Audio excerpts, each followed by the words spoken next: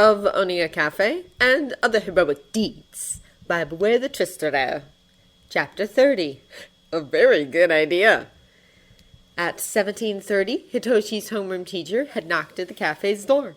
She'd given the tat a hug, told him to email her if there was anything about the study pack he was unsure about, and had left with a pleasant bow, capped off with a cupcake that had her smiling brightly with a promise to come by again.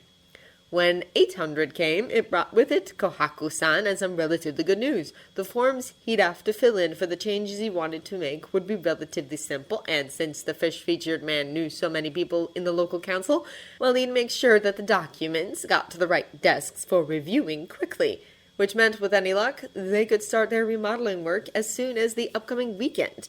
The weekend that would fall after Kimiko's hearing. She'd signed herself and her right to a trial away in hopes of gaining a reduced sentence. Worse still, her legal team had advised that she didn't want him to attend it. Given the circumstances, she'd prefer not inconvenience you, especially since the hearing will take place in a Tokyo court. I will contact you personally about the sentence as soon as possible, Abi-san had told him. You will not be called to Okami Seto's trial to give your testimony, either, as he's also pled guilty. You can, of course, submit a victim impact statement, which the judge will read and consider. The man added, We'll be in touch soon. Wonderful! He wasn't sure if he felt relieved or angry. Sure, there was nothing he could do, but he'd wanted to be there to show his support for the woman. Then again, maybe him being there would do more harm than good. Potentially, him watching what she'd had to live through would embarrass her, because no doubt CCTV footage would be a factor, regardless of her admitting to wrongdoing. Not all prosecutors were soulless bastards, but that probably helped you move up the legal ladder. Humiliate her when she'd already been through enough. He could understand that. However, as he went to bed that night, the four of them were camping out once more. Tomura had brought them a veritable motherload of sweet treats, from chocolates to dango and lots of things in between to share, and they'd watched another batch of light-hearted movies that he was clearly too old and out of touch to enjoy. It had been great, though, and relaxing besides. Tuesday, too, flowed by. Hitoshi diligently worked on his study pack, greeted customers with smiles, and helped to keep the tables clean. He not allowed him to carry any plates or glasses, heaven forbid anything break to injure or upset him, not on his watch. He'd also given him a Neko-shaped name tag, which read, Shinso Hitoshi, Assistant Manager, to go with Dabi's Manager badge. His simply said, Cat Dad, now. The boys had thought it was hilarious. However, he'd had his own fun teasing the decay quirk user about what kind of badge he would like as the lull between the morning rush and the lunchtime crowds washed over them. RPG support, cafe overseer, Dobby's special assistant. He thought all options were relevant and viable. The consternated blush that had flooded the other's face when he'd voiced them had been adorable, too. Well, it had been until he'd sputtered out a curse as the older teen had sauntered by, placed a kiss on the other's temple, and told him unequivocally that the third option needed to be added to the gray-haired teen's badge. Then it became irrationally cute. Poor Tomura had just stood there, gloved fingers lightly touching the place where the affection had been daubed before. With a little nod at him, he'd accepted the badge. Wedding bells. He was calling it now. Similarly, onward the week marched. The study group flitted in and out, their support for Hitoshi unwavering. The MU students and middle schoolers continued to cram as more exams loomed before the summer holidays, and the salary people sagged and sighed into their coffees, cakes, and evening meals as the weight of their busy days fell away. He'd stayed open all day on Friday, of course. The teens had kept their assistant manager busy. He kept himself busy, and they made more muffins than even Almighty was sure would be able to eat. Therefore, he pawned them off on the local pros, who'd been thrilled, served every lemonade, coffee, or tea with one, and boxed up the rest for Sir Night-Eye to take. The man had called him. He wanted to break the news personally. However, regardless of the overriding stress and worry, he'd managed to arrange a surprise for Saturday. He'd sadly informed his regulars that he'd be closed at lunchtime without tipping off the kids or the teens. Denki's father, bless his heart, was playing a big hand in the jaunt as well. He knew that they'd enjoy it, even if he wasn't sure whether it was too soon for such a thing. But the study group's parents, every one of them a friend by now, with plenty of advice to offer, had thought it was a wonderful idea. It wouldn't stop Hitoshi from feeling sad, and it wouldn't help his mother, of course. However, just sitting in the cafe feeling sad and trying to hide it wouldn't do him any good, either.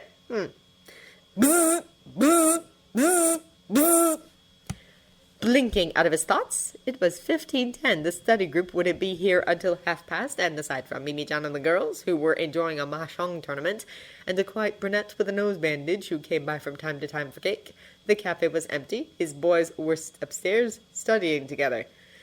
He sighed. The green, gold-streak-haired pro would be here any minute. In fact, just as he'd had that thought, the others, certainly more sensible than All Might's, black sedan pulled up outside. Swallowing thickly, he watched as that tall figure, dressed in a sharp emerald suit with a black tie, made his approach. When their eyes met through the glass, he tried to smile. Sir Nodai tried as well. Shit. Bing, ding. Aizawa-san, good afternoon, he greeted whilst moving from the door to the service bar, their eyes locked as the cool air he'd been fostering for the comfort of his patrons dropped by a few degrees.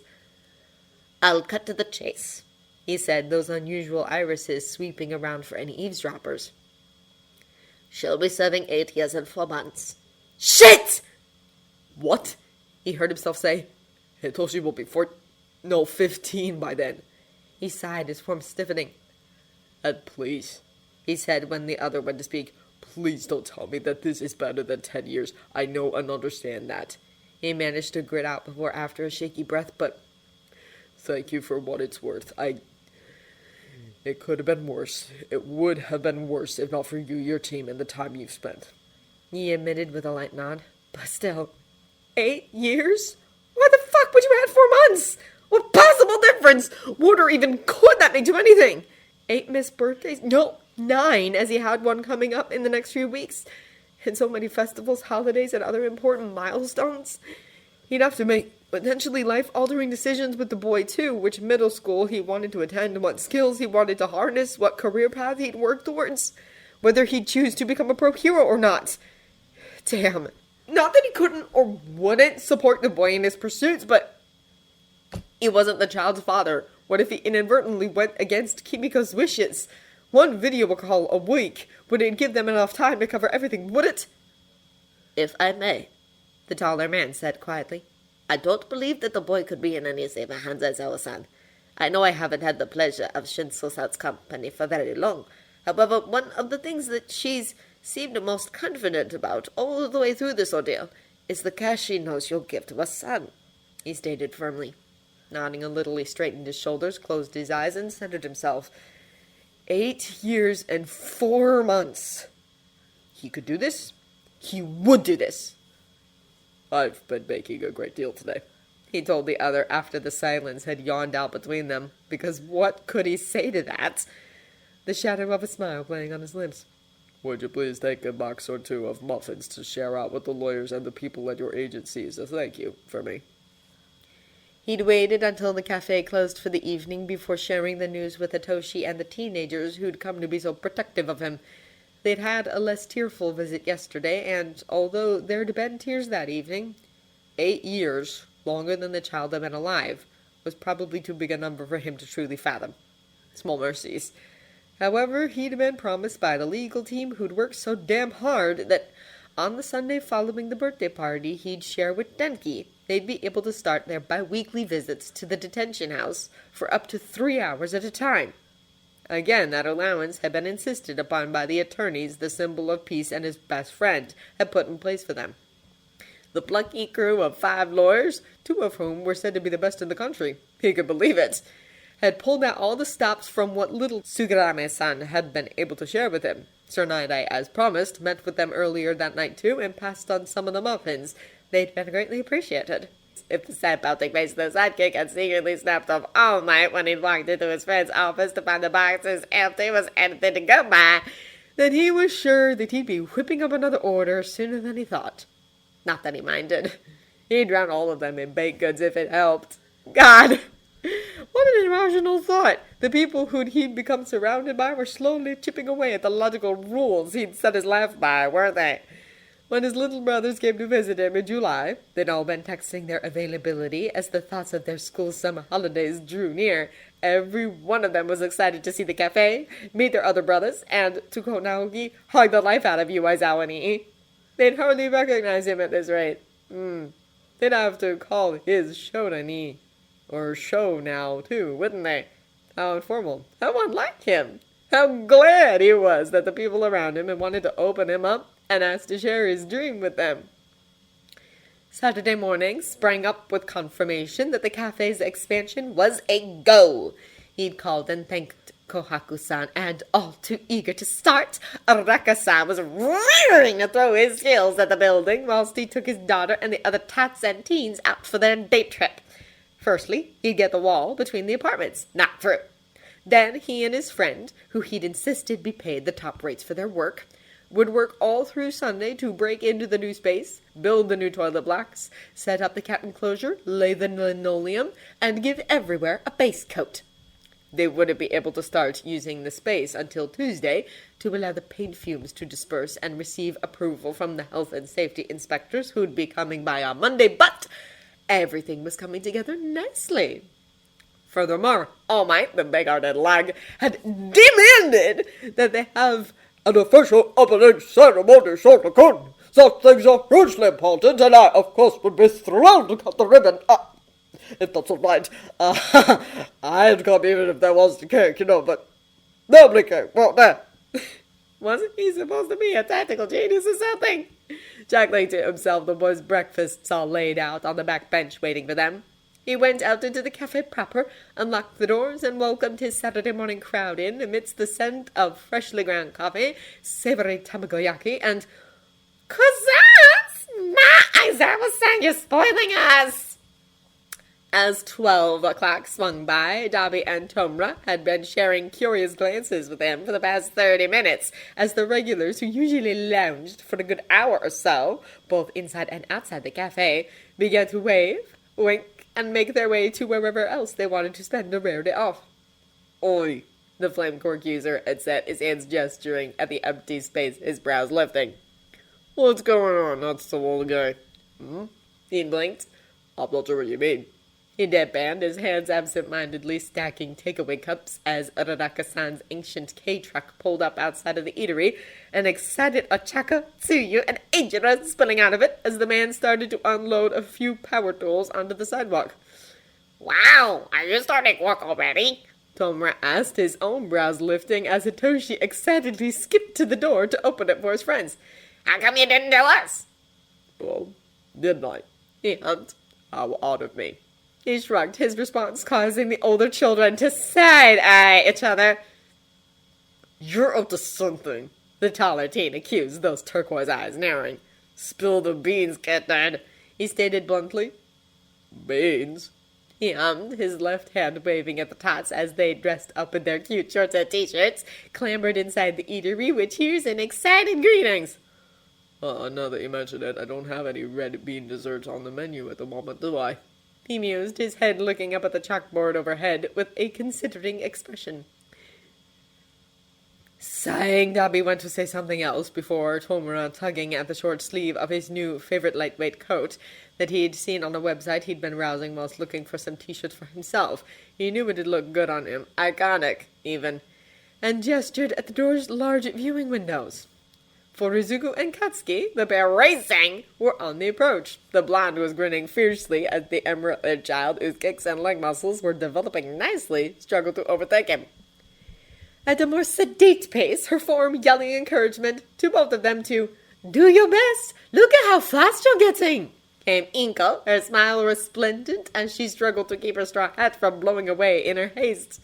Yes, this had been a good idea. Shit, he's genuinely smiling. Only something good could come of this. He heard his latter stage whisper to his partner, who was nodding sagely, a gloved hand rubbing at his chin thoughtfully.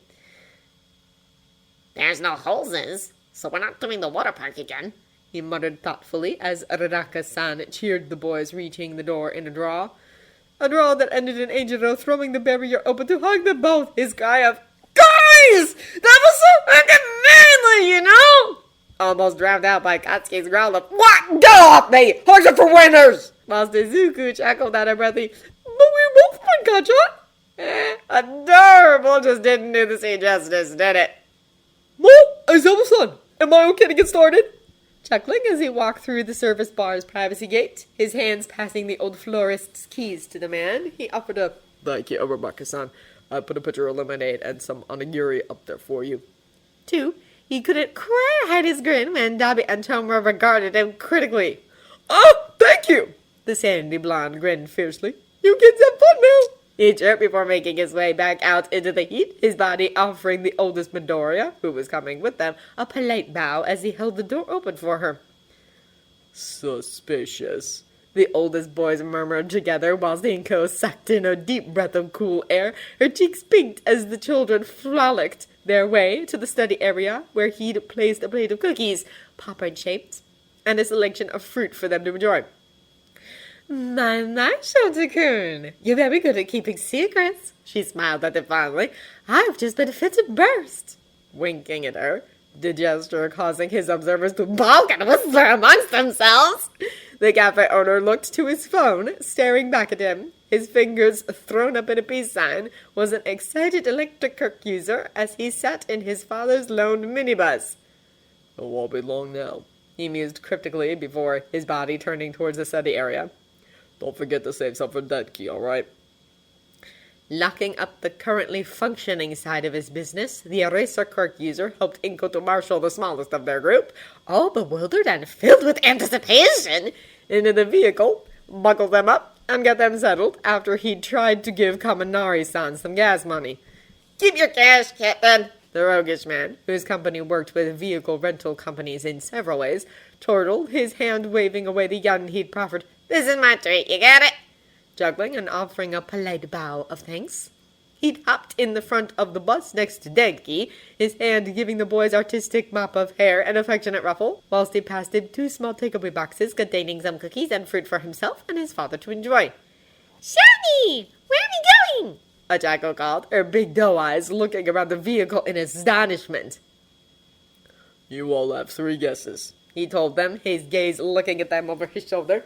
"We'll start with Katsuki and work our way around to Denki and keep going until someone guesses it correctly," he told them. "You're bright kids, so let's see who can figure it out," he challenged as the goateed male pulled them away from the curb with a cheer. "Are we going hiking?" the blonde asked. "Not this time," he replied, "but before the end of the school holidays, it'd be fun for us all to go hiking and camping, wouldn't it?"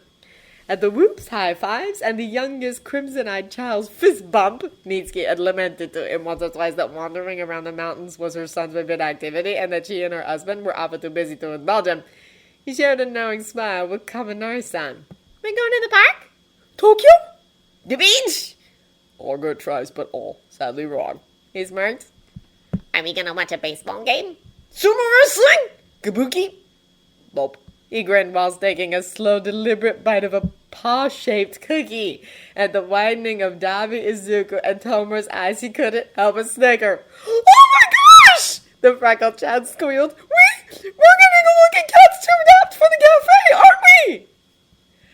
Allowing 1 beat to pass. 2. 3. "You got it, kiddo." At the thrilled cries, "Get through some freaking Ridley!" Shouta leaned back in his chair, finished his cookie, and smiled broadly, his eyes looking to the road. Yes, this had been a very good idea, hadn't it?